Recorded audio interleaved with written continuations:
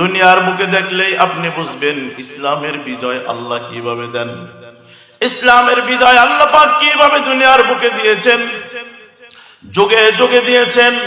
ইসলাম তো নয় শুধু আলেম নয়, শুধু তলেবে আলেম নয়, বরং যারা আলেমদেরকে ভালোবাসছে, তলেবে আলেমদেরকে ভালোবাসছে, দুনিয়ায় তেমন কিছুই জানে না, শুধু আলেমদেরকে ভালোবাসার কারণে, কোরআনে হাকিমকে ভালোবাসার কারণে, অন্তরে দ্বীনের মহব্বত থাকার কারণে আল্লাহ পাক রব্বুল আলামিন এই সমস্ত মানুষদেরকে জান্নাত দিয়া দিয়েছেন। সুবহানাল্লাহ। মুসলমান ভাইরা রে আমার, একটা মশহুর ঘটনা, হুসাইন আহমদ মাদানী রহমাতুল্লাহি আলাইহির একজন বিশিষ্ট মুনিদ, নাম তার মুন্সি তমিজউদ্দিন। এই মুন্সি তমিজউদ্দিন হুসাইন আহমদ মাদানী রহমাতুল্লাহি আলাইহি তার সোহবতে যাওয়ার কারণে মুখে দাড়ি লাগাইছে, পরনে পাঞ্জাবি পরাইছে, মাথায় টুপি দিয়েছেন, কোরআনের মহব্বত অন্তরে ঢুকাইছেন, দ্বীনকে ভালোবাসছেন। দ্বীনকে ভালোবাসার কারণে তাকে দেখতে সূরাতে সিরাতে একজন আলেমের মতো মনে হইতো। এই মুন্সি তমিজউদ্দিন রহমাতুল্লাহি আলাইহি একদিন তার অফিসে যাইতেছেন, সাইকেল চালায় অফিসে যাইতেছেন, হঠাৎ করে দেখেন গ্রামের রাস্তার ভিতরে মানুষজন দাঁড়ায় আছে। দাঁড়ায় বলে, হুজুর একটু দাঁড়ান, হুজুর একটু দাঁড়ান। হুজুর বলবে, কেন আমি দাঁড়াবো কেন? বলে, হুজুর আমাদের এলাকায় একজন মানুষ মারা গিয়েছে, আমাদের গ্রামে এমন কোন মানুষ নাই যে তাকে জানাজা দিবে, যে তাকে জানাজা দিবে, দাফন দিবে, এমন একজন মানুষ নাই, এমন একজন জাননেওয়ালা নাই, এমন একজন আলেম নাই যে তাকে দাফন দিবে, কাফন দিবে, কবরে রাখবে। হুজুর এখন আপনি আসছেন, আমরা পরামর্শ করলাম তোমরা এই মানুষটাকে গোসল দিয়া রাস্তার পাশে রাখো, অবশ্যই আল্লাহ তার বান্দাকে দাফন করার জন্য কোনো একজন মানুষ পাঠাইয়া দিবেন। হুজুর আমরা সকাল থেকে অপেক্ষমান হয়ে আছি, আল্লাহ আপনাকে পাঠাইছে হুজুর, আল্লাহর কসম হুজুর এই লোকটাকে দাফন না দিয়ে আপনি এখান থেকে যাইবেন না। হুজুর বলে, আমার সরকারি চাকরি, টাইম টু টাইম আমাকে অফিসে উপস্থিত থাকতে হয়, নাই তো আমাকে জবাবদিহিতা করতে হবে। তারপর তোমরা যেহেতু বলেছো আমি তোমাদের জন্য জানাজাটা পড়াইয়া যাই। হুজুর জানাজা নামাজটা পড়াইলেন। হুজুর জানাজা পড়ানোর পরে আবার রওনা দিলেন গন্তব্যের দিকে। মুসলমান হুজুরদের রওনা দেখা দিয়া হুজুর যখন রওনা দেয় পিছন থেকে ডাক দেয়, হুজুর যায়েন না, হুজুর যায়েন না। শেষ বিদায়টা কিভাবে দিতে হয়, কিভাবে কবরে রাখতে হয় হুজুর আমরা জানি না।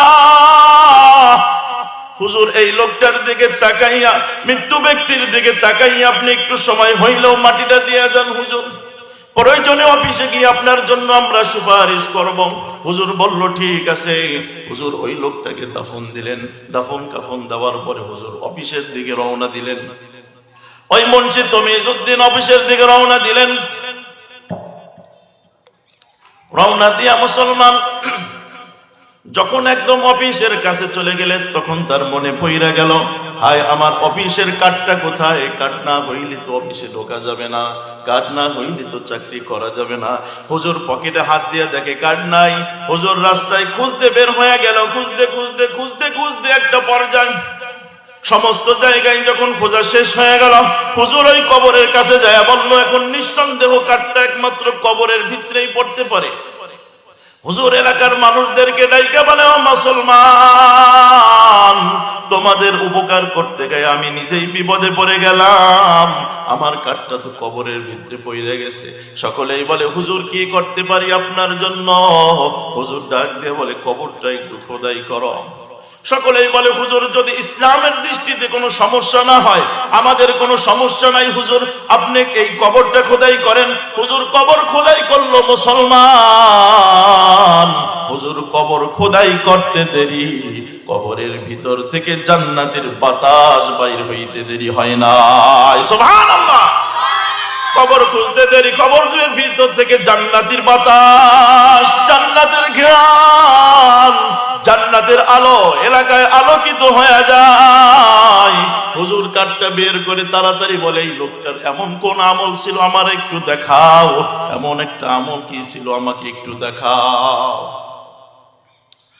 ওই লোকটা সকলে বলে, তার কি এমন আমল ছিল আমরা তো জানি না।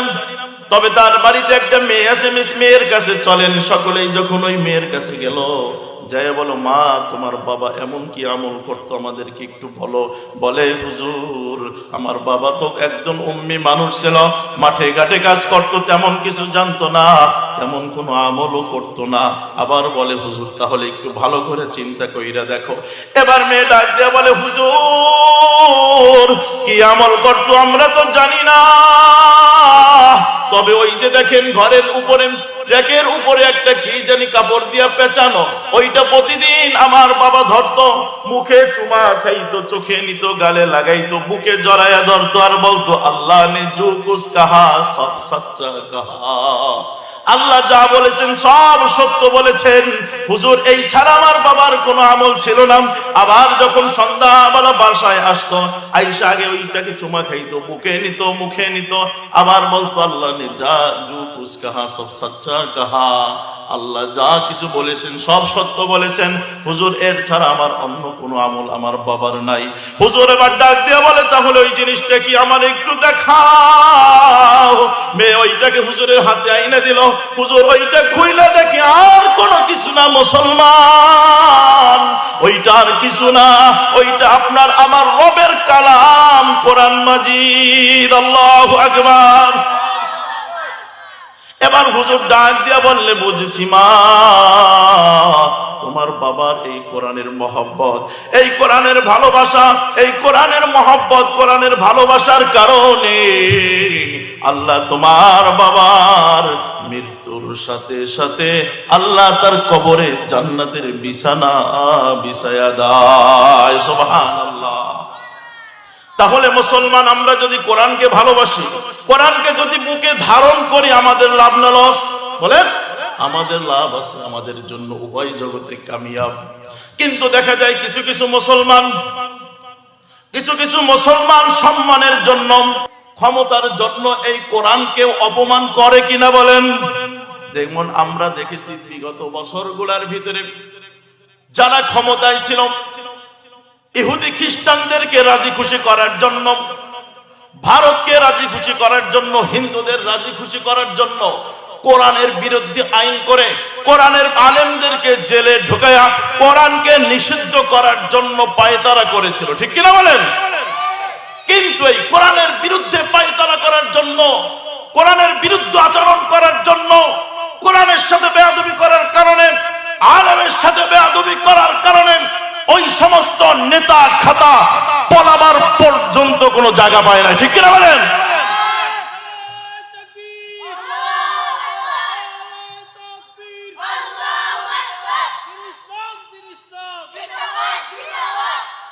আজও আমরা বলি, বিগত 15 বছর যারা কোরআনের বিরুদ্ধে আইন করেছেন, আলেম ওলামাদেরকে গড়ে পত্তায় জেলে ঢুকিয়েছেন, তারা যেভাবে পলানোর জায়গা পায় নাই, ঠিক তেমনি ভাবে নতুন করে ক্ষমতায় আসার জন্য আমরা দেখেছি বিগত কয়েকদিন আগে বিএনপির মহাসচিব মির্জা ফখরুল ইসলামের বিরুদ্ধাচরণ করে, কোরআনের বিরুদ্ধাচরণ করে শব্দ উচ্চারণ করেছে, কোরআনের সাথে রাজনীতির কোনো সম্পর্ক নাই, ঠিক কিনা বলেন? আমরা সুস্পষ্ট ভাষায় তাদেরকে বলে দিতে চাই, কোরআনের বিরুদ্ধে করে যেভাবে শেখ হাসিনা তার সরকার বাংলার জমিনে টিকতে পারে নাই, ঠিক তেমনি ভাবে ইসলাম, মুসলমান, কোরআন, মাদ্রাসা, মসজিদ, উলামায়ে কেরামের বিদ্বেষী করে আবারও যদি তোমরা কাউকে খুশি করে ক্ষমতায় আসতে চাও, ক্ষমতায় আসা তো দূরের কথা, বাংলার জমিনে থাকার ঠাইও পাবেন, ঠিক কিনা বলেন? ওরা তো বাংলার জমিন থেকে পলাইতে পেরেছে, তোমাদেরকে বাংলার জমিনে ইসলাম মুসলমানের বিরুদ্ধাচরণ করার কারণে, কোরআনের বিরুদ্ধাচরণ করার কারণে বাংলার জমিনে তোমাদেরকে দাফন করা হবে, ঠিক কিনা? সুতরাং একজন মুসলমান সে কখনো ক্ষমতার লোভে, কখনো অর্থের লোভে,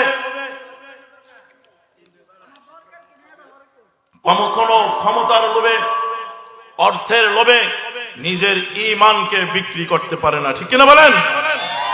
যে নিজের ঈমানকে বিক্রি করে, যে ইসলামকে বিক্রি করে, যে কোরআনকে বিক্রি করে, সে কোনোদিন মুসলমান হতে পারে না। দাড়ি থাকুক, টুপি থাকুক, তার লেবাসে গোল জামা থাকুক, পাঞ্জাবি থাকুক, সে যদিও এই রকম মুসলমানের পোশাক পরে যদি সে ইসলাম মুসলমান কোরআনের বিরুদ্ধে চারণ করে, তাহলে আমরা বলবো মুনাফিকরাও নবীর পিছনে নামাজ পড়েছে, ঠিক কিনা বলেন? ওরা যেভাবে নবীর পিছনে নামাজ পড়ে, ওরা মুসলমানিত্ব রক্ষা করতে পারে না। তোমরা যারা আজকে ইসলামকে বিকৃত করে, কোরআনকে বিকৃত করে মুসলমান পরিচয় দাও, তোমরাও মুসলমান না, তোমরাও মুনাফিক, ঠিক কিনা? সুতরাং মুসলমান ভাই বোনেরা, আমাদের মনে রাখতে হবে, আমাদের ইসলাম, আমাদের দ্বীন, আমাদের কোরআন এগুলো দলের বাহিরে, ঠিক কিনা বলেন? আমি যে দলই করি না কেন, সেই দল যদি আমার ইসলামের বিপক্ষে দাঁড়ায়, সেই দল যদি আমার কোরআনের বিপক্ষে দাঁড়ায়, সেই দল যদি আমার ঈমানের বিপক্ষে দাঁড়ায়, আমি ওই দলকে লাথি মারতে মোটেও দেরি করব না, ঠিক কিনা? আসুন আমরা নিজের জান মাল দিয়ে সর্বদার জন্য ইসলামকে হেফাজত করব, রাজি আছি তো ইনশাআল্লাহ? সুতরাং মুসলমান, 1 নম্বর আমাদের দায়িত্ব হলো সর্বদার জন্য জান প্রাণ দিয়া ইসলামকে ভালোবাসবো, কোরআনকে ভালোবাসবো, মাদ্রাসাকে ভালোবাসবো, মসজিদকে ভালোবাসবো, আলেম ওলামাদেরকে ভালোবাসবো, রাজি আছি তো সবাই? আল্লাহ পাক আমল করার তৌফিক দান করুন, বলেন আমিন। দ্বিতীয় নম্বর যে কথাটা আমি বলতে চাই, সেই কথা হলো